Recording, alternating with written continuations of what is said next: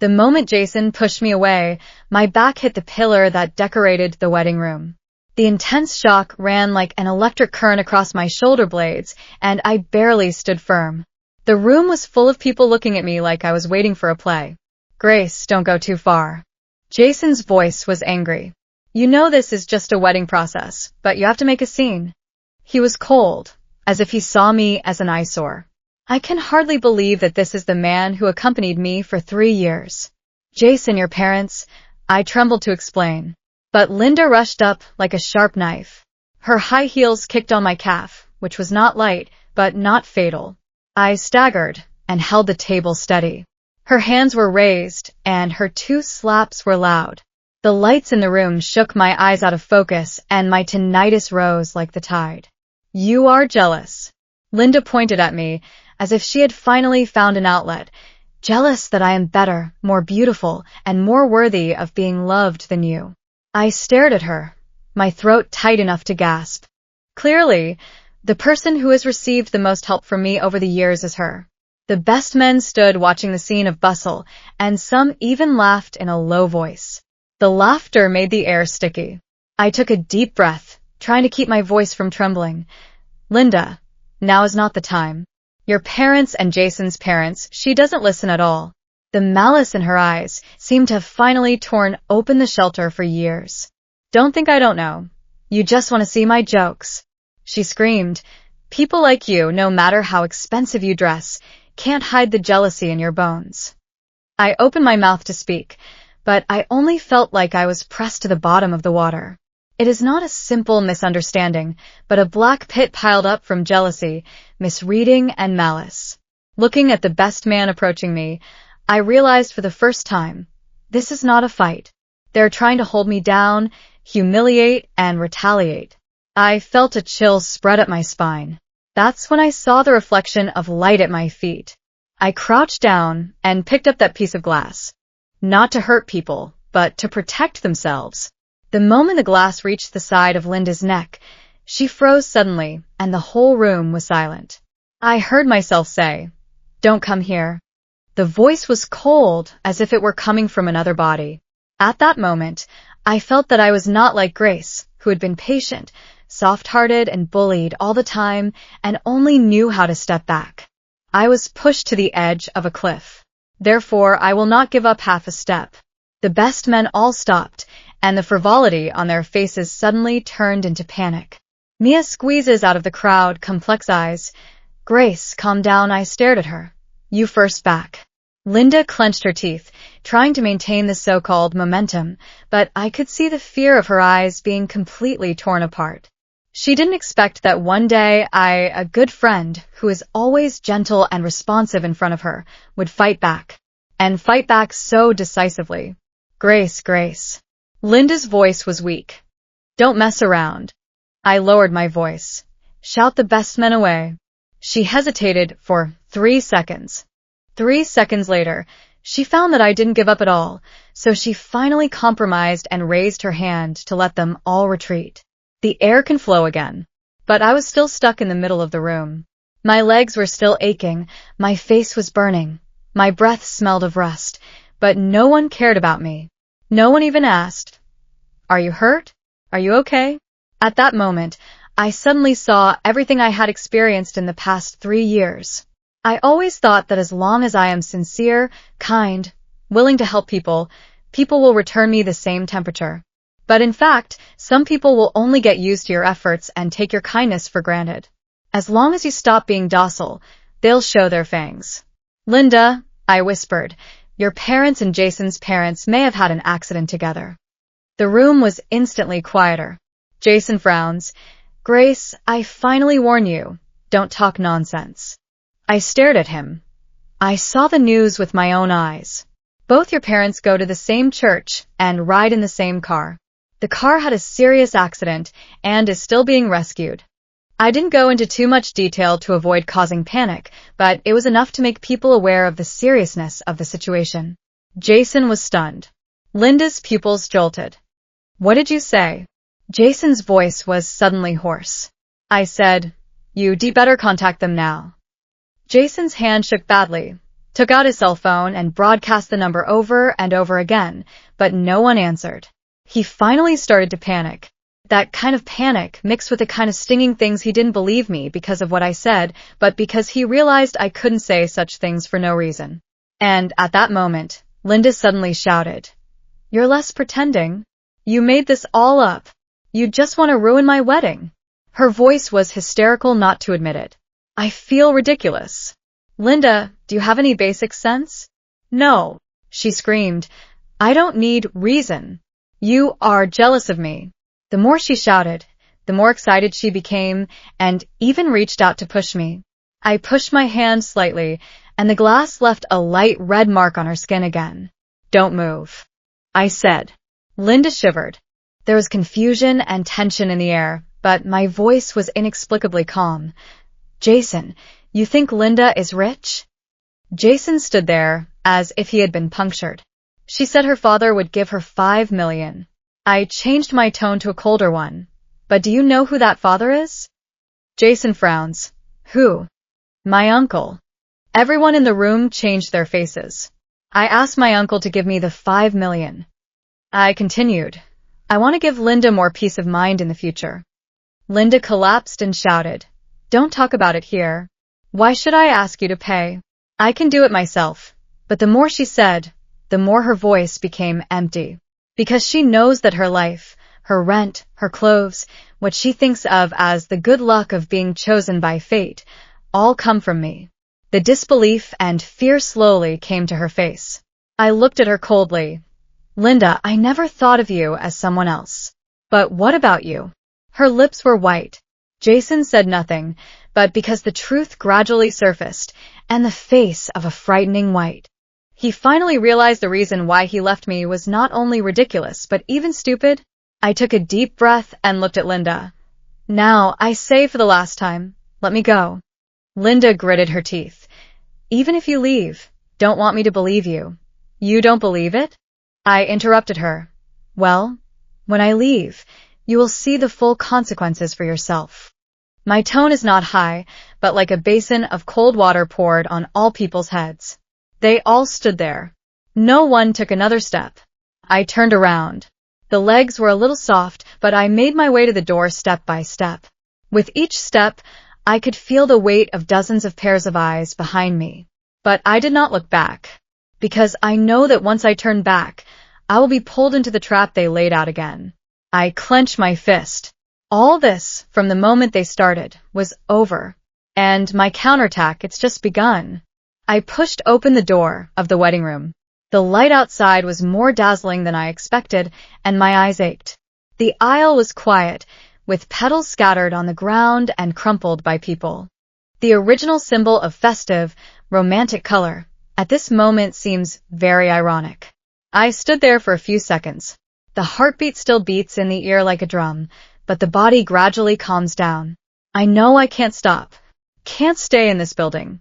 Can't let them resurround me. More can't let oneself be easily defeated by anyone when vulnerable. I took a deep breath and walked on the wall. Because my calf was kicked before, it now hurts faintly with every step, but it's not like I can't move. When I got to the corner, I heard footsteps hurrying behind me. "Grace." "It's Mia." I didn't look back. "Grace, wait." She ran up and grabbed my arm. That was too dangerous. I shook her off. "Didn't you stop it?" Mia Zheng, blushing red, like being said something. I didn't expect Linda to be like that." "Of course you didn't," I said coldly, "because you are used to not resisting." Mia opened her mouth and wanted to say something, but she couldn't say it. She looked at me with a feeling I was familiar. It's not guilt, it's fear and shock. For the first time, she realized that I was not the Grace who let everyone step on. I turned and walked on. Mia hesitated for a few seconds, still shouting, "Grace, you were really hit hard. Do you want to go to the infirmary?" I stopped and looked sideways at her. "Mia, do you think I would trust any of them?" Mia's throat moved, but she couldn't say a word of defense. I looked at her pale face and suddenly realized she is not really on Linda's side. She is just trapped by the group and pushed away by the weakness of human nature. But I don't have the energy to take care of anyone's emotions right now. Do me a favor, I said. Mia nodded immediately. You say. Send this video to yourself. I sent her the last automatic backup video from the broken phone. Inside is Linda, and the groomsmen surrounded me before the scene. Although vague and short-lived, it was enough to prove their malice. Mia took it with both hands and turned white in an instant. Grace, what are you going to do? Save a life for yourself. I answered lightly. I didn't say much more and continued onto the stairs. And Mia stood there, not moving for a long time. I had just walked to the entrance of the wedding hall when I heard the noise inside.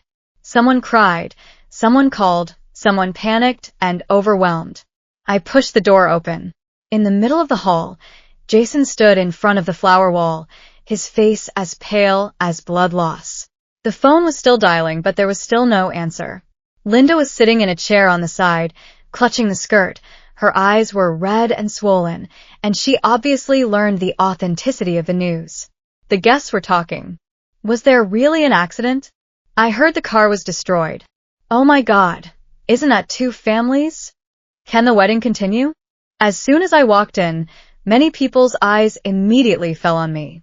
Surprised, alert, afraid. Mixed in. Jason looked up and stared at me. He seemed to want to rush over, but he was afraid of something and could only stand where he was. His voice was hoarse. Grace. You already knew. I did not answer. Linda suddenly stood up, pointed at me and screamed. It's all you. It's all because of you. You curse our family. Her voice was hoarse and out of control, as if she was using her last strength to find someone to blame. I watched her quietly. Linda, your parents had an accident. It was an accident. Not what I want. I didn't cause it. I speak calmly, but more lethal than any quarrel. But you. Linda's voice trembled. You just don't want us to be happy. Happiness. I sneer. By lies, calculation, the use of pile-up happiness? Her face turned pale for a moment. I continued. Do you know why you're so afraid of me being exposed? Because you know in your heart that you live on the resources I gave you from beginning to end. The talk around is bigger. So Linda was always sponsored by Grace? Really false? That she said before Noble Life. No wonder Jason suddenly proposed. Jason's jaw was tight, and his whole face was gloomy like a storm. Suddenly, he came up to me, his voice anxious. Grace, you shouldn't be saying this at this time. I looked up at him. Now? Do you think there is a more important time than the truth? Jason took a deep breath, as if trying to control his emotions. My parents may. Something really happened. His voice trembled visibly as he said this. At that moment, I found his whole body trembling. His world is falling. But I have no sympathy. I just light said, call the police. To check people, find the police the fastest. Jason froze, then hurriedly operated the phone as if he finally remembered. Linda jumped over and grabbed his arm. Jason, don't listen to her. She's just trying to ruin our wedding. She's crazy. She threatened me with pieces of glass in the wedding room. I lifted my chin and looked at her. Linda, do you want to see that red mark on your face? She touched the shallow mark on her neck, and her face changed. I said, you forced it out. Several guests have already started taking photos and recording videos. Linda shrank in fear. Why are you filming me? Delete. I will not allow it. But no one cares about her. Her decency is collapsing a little in the air. My cell phone is too broken to use. But suddenly, next to the guest's cell phone rang. She gave me a look, hesitated, handed over the phone. Grace? It seems that someone called Jeremy. My heart is tight. It's Uncle. I answered the phone and pressed through. From the other end came a steady but urgent voice. Grace? Where are you? Why does your personal positioning show rapid movement at the wedding scene? My heart is slightly sour. Even if my parents are out of town, my uncle will always be the one who cares most about my situation. I whispered, Uncle, I'm fine. The uncle was obviously relieved. That's good. The hospital just informed me. The whole scene was quiet for an instant. Everyone pricked up their ears and waited for the answer. I said quietly, "Uncle, you say." Uncle's sync track. 2 injured people were rescued at the scene of the accident and are currently in the emergency room. There is no further news yet. I clenched my phone. Although I had prepared for it, my heart still pulled up. My uncle continued, "The police asked me to contact the relevant family members, but I don't have the cell phone number of Jason's parents here. Can you get them to the hospital as soon as possible?" I looked up at Jason. His face was horribly white. I nodded. "I'll tell them." My uncle was silent for a second. "One more thing." His tone became serious. "I just received the news that there was a conflict in your wedding room." I didn't hide. "Yes. The situation is a bit complicated." Uncle tone cooled down. "Are you hurt?" "A little, but I can walk." My uncle's breath was obviously tight. "You wait. I'll send someone to pick you up right away." I whispered, "Okay." "Hang up the phone, and I'll return the phone to the guest." There was still a dead silence in the hall. Jason asked mute, "Grace? My parents. They really?" I nodded. "In the rescue." He sat on the ground as if he had been drained of strength. Linda held him, her voice crying and sharp. "Jason, what do we do now? Is the wedding still going on? Hurry up and find a way." Jason looked up at her for the first time with a weary look. "Can you be quiet?" This sentence was like a slap in Linda's face. She stayed there, her eyes wet for a moment. I am concerned about you." Jason didn't look at her anymore. "Just look up to me." "Grace, are you leaving?" I light way. "There's no reason to stay." I turned around, but before I left the hall, I stopped. Without looking back, I just calmly said, "Account, I won't calculate now, but will not forget." Someone could almost be heard gasping in the hall. I didn't say anything more, just pushed the door and left. My pace is steady and firm. It was like finally coming out of a long nightmare. I left the wedding hall, and it was windy outside. The sky was gloomy, like a layer of lead that was falling down. The air was wet and cold, and it stung a little when it was blown across my cheek, but compared to the hot pain of being slapped just now, this cold feeling made me sober. I stood on the stairs at the hotel gate, my heart still beating fast. Not afraid, the aftermath of breaking free from the brink. I looked up at the gray day. When I came this morning, the place was still covered with flowers, red carpets, music, and blessings. At the moment, it has become chaos, dispute, doubt, panic, and the mess after being torn apart by the truth. I never hold grudges, but I don't forget. Just thought of here, a black business car parked in front of the hotel. The car door opened and several bodyguards in black suits stepped down quickly. The leader saw me and immediately quickened his pace. "Miss Grace, we have been entrusted by Mr. Jeremy to pick you up. Inoved, Fankayu." Just about to get on the bus, there was a sudden commotion at the side door of the hotel. "Grace." Jason came out. He ran very fast, his shirt was at 6s and 7s, and the whole figure was like a paper blown by the wind. His face was pale, and his eyes were bloodshot, and he had just experienced a complete psychological collapse. I didn't move. Jason stood at the bottom of the stairs, looking up at me, with mixed emotions in his eyes. Regret. Panic. Ask for help. There is also deep fear. "Grace." His voice was hoarse. "Can you please accompany me to the hospital?" I watched him quietly. In the past 3 years, we often rushed to the hospital to see his parents, running before and after, registering in line, and even staying up late to guard the emergency department.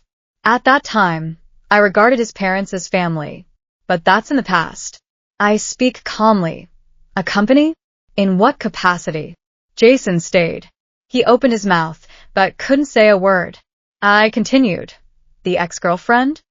The one you dumped, humiliated, kicked out? Or is it the woman you just said, get down on your knees and beg you to be too lazy to touch?"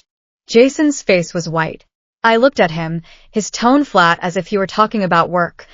"Jason, what you have to face now is the future of your choice." "It wasn't me." His hand shook. "Grace, I didn't mean that." I was very upset at that time. What I said was not true. Is it? I asked. What is your heart? Jason is silent. He knew he couldn't answer. Because of all his choices today, all his malice, all his lines. It all revealed his heart. I didn't look at him for a second and turned to the car. As the door was about to close, a sharp voice suddenly sounded. Grace, get down here. It's Linda. She stepped on the wedding dress, almost stumbling out. Makeup has been spent out of shape. As soon as she got to the door, she staggered in the wind. She pointed at me, her eyes almost crazy. You can't go. When you leave, everyone will know that you are guilty. I asked coldly, what guilty? Guilty, you curse me, our family had a car accident. You are jealous of me. You ruined my wedding. Each sentence is sharp and harsh, but pale and weak. I took a deep breath. Linda, I said for the first time in a voice that really calmed her down, your parents are probably in the emergency room right now. Are you sure you want to continue to scold me now? Linda froze. The whole portrait was interrupted by something. I continue. You don't go to the hospital, but you come here to make trouble? Do you think what you're doing is love? Or are you just afraid of losing what you thought you had? Linda's body shook slightly. At that moment, many people came out from the door of the hotel to watch the play. No one said another word for her, because everyone can see she was not sad, but panicked. Thoroughly. Nowhere to hide in a panic. I lightly add a sentence. You should go to the hospital. Linda gritted her teeth. You don't pretend to be the virgin, I interrupted her. I am not a virgin. I just know that when life is really in danger, you shouldn't waste your time in such meaningless arguments. The corners of her mouth twitched, as if she had been poked in pain. I sat down, as if I were just stating the truth. Linda, from now on, every word you say and everything you do will be watched, patted, and remembered. Linda's face turned pale in an instant. I looked at Jason. You too. Jason's throat moved. His eyes panicked, like an animal caught by the tail. Grace. I didn't give him a chance to talk. Close the door. The door closed steadily, isolating all the chaos outside. The car started slowly. In the rearview mirror, I saw Jason standing in the wind, his face full of loss. Linda, on the other hand, stood on the steps as if she had been drained of her soul, her whole face collapsing into a mess. They understand for the first time today, she won't come back, this thing. It's true. The car is quiet. I leaned against the seat and felt the fatigue slowly pouring up from my limbs. The leader's bodyguard turned around and asked, Miss Grace, do you need to take you directly to your uncle's house? Or go to the hospital first? I closed my eyes and thought for a second. Go to the hospital. The bodyguard nodded. All right. The car sped up in the direction of the hospital. I pinched my skirt and my knuckles were slightly white. Although what happened today has made me see clearly the nature of those people, there is no enemy in front of life. Jason's parents. After all, it was good for me. Linda's parents. Although never deep friendship, but ultimately innocent. I don't want anyone to suffer irreparable harm as a result. The city flashed outside the car window. I leaned against the car seat and slowly opened my eyes. Today it was the most embarrassing day of my life. It was also the first time in my life that I really stood on my side. This kind of feeling with a little pain but also with a never had a relaxed. It seems that some shackles that have been pressing on me for a long time have finally been completely torn off today. The car drove all the way to the hospital, the gray light of the city crisscrossing the window. I stared at the street lamps in the distance, watching them one by one from the field of vision, but my mood was more calm than before. No more anger. No more vibration. There is only one. Must face calmness. When the car stopped at the gate of the hospital, my uncle was already waiting at the entrance. He stood by the emergency passage. His expression was serious, but the moment he saw me, his eyes were obviously loose. He came quickly and examined my arms, shoulders, and cheeks with a little haste. Was there any injury? Is there any pain? I shook my head. It's just a scratch, not serious. My uncle was silent for 2 seconds and looked into my eyes. Did you experience the kind of danger I need to know today? His tone was steady, but with an inescapable intensity. I nodded. Yes. My uncle sipped his lips. I have already adjusted the monitoring. The hospital also told me that the police would also take notes. You don't have to worry. I whispered. Uncle, I'm sorry to worry you. My uncle sighed. You don't have to be sorry. Only when others hurt you should apologize. He said, patting me on the back, just like the strength he helped me up when I fell down when I was a child. Just then, there was a sudden sound of rapid footsteps in the corridor. It's Jason. He rushed like a slouching, and as soon as he lifted his eyes, he saw my uncle standing next to me. He was obviously shocked for a moment. He never knew what Linda called dry dad, which was a man whose aura was so strong that the hospital security guards were far away from him. But he had no mind to think deeply and said hastily, Grace? The doctor said the family signature was required. But there is no news about my parents. He said this, his voice as dumb as sand rubbing. My uncle gave him a cold look. Now I just think of the responsibility of family members. Jason's throat tightened, but he still crustily skin of head to open his mouth. I am now. Really don't know what to do. Grace, can you help me?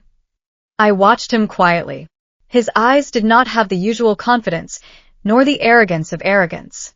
All that's left is panic, helplessness, and utter fear. I took a breath and calmly opened my mouth.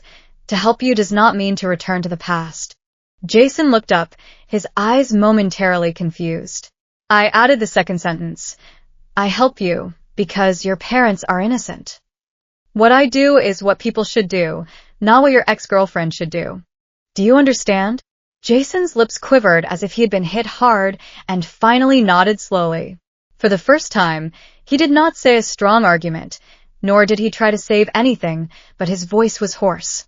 Thank you, Grace. This sentence, he said, more true than ever. The lights in the operating room not far away were still on, and a cold white light fell on Jason's face, making his mess more clear. And this moment, I suddenly understand some relationships end in the moment of betrayal. Goodbye, not resentment, but sober. My uncle asked me softly, Do you want to have a rest? You look a little white. I shook my head. I want to wait for the doctor. My uncle looked at me for 2 seconds and nodded. Okay. We stood together by the bench outside the operating room. Suddenly, the elevator came a messy voice. Linda stumbled out, her makeup already in one piece, her eyes swollen from crying. She saw us and froze, especially seeing me, seeing my uncle, seeing the bodyguard. Her lips shook and she wanted to scold something, but the words to her throat turned. My parents.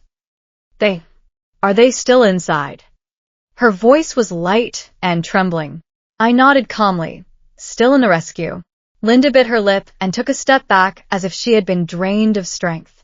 Her pride, her sharpness, her bravado were all crushed in the cold light of the hospital. After a long time, she looked up at me, her voice almost inaudible. Grace?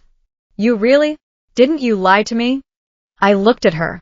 This person was once a friend I was willing to help, cover, and give unconditionally. I used to think that as long as she was sincere to her, she would be sincere to me. But reality taught me severely. Some people are only using you. But that's all in the past. At the moment, she is just a daughter worried about her parents. I answered softly. I did not lie to you. I won't joke about such things. Linda's eyes were wet again. This time it wasn't anger, it wasn't hysteria. It is fear and vulnerability.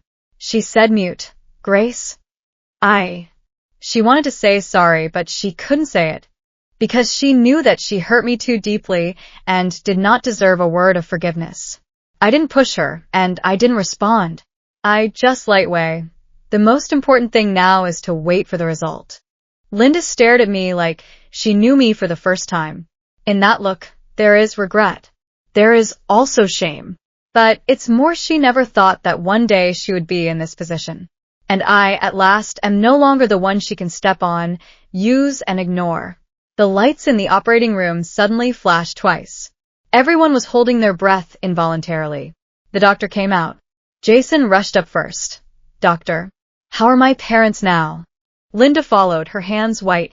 The doctor took off his mask and looked at us, his voice calm. The operation has been stabilized for the time being, but the situation remains critical and requires continued observation. Everyone in the air breathed a long sigh of relief. That was a gasp for nothing to lose. I also gently closed my eyes. Not to forgive them, not for anyone, but because life is worth being cherished. My uncle gave me a look. You have done your best. I answered softly. The doctor added. However, the patient needs to be guarded and the family members need to sign nearby and deal with a follow-up. Only then did Jason realize that he could hardly stand still. He looked at me, his eyes very complex. Grace? Can you stay? There was supplication in his voice. And I answered calmly and firmly. I'll wait for them to settle down. But I won't take any responsibility for you. And there's no turning back. Jason seems to have been cut a deep mark, but there is no refutation. He finally understood I'm really gone. And he will never recover the person who once paid for him unconditionally. I turn around and go to the bench and sit down. The lights in the hospital corridor were warm but harsh. Today's tiredness came up like a tide. But there is only one sentence in my heart. This time, I live for myself.